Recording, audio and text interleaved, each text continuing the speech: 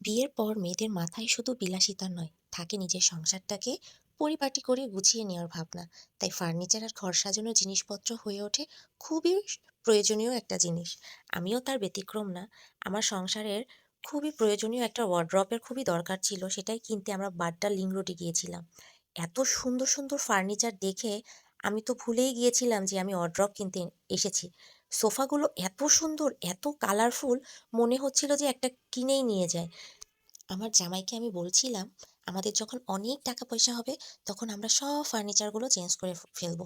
ও তো ভীষণ একটা হাসি দিল, আর কিছুই বলল না।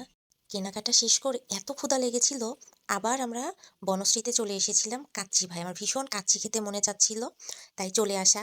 এবং আমরা ওয়েটিং রুমে বসেছিলাম, অবশেষে আমাদের টেবিলটা চলেই আসলো এবং গরম গরম আমরা কাচ্চি খেলাম। এখন তো ভিডিও করতে যেয়েই তো আমার ভীষণ লোভ লাগছে। ইনশাল্লাহ আবার খাবো। যদি আমার ভিডিওটা ভালো লেগে থাকে আপনাদের, অবশ্যই একটু লাইক শেয়ার করে দিবেন। আশা করি সবার ভালো লাগলো ভিডিওটা। অনেক অনেক ধন্যবাদ এবং আমাদের জন্য সবাই দোয়া করবেন। আল্লাহ হাফেজ।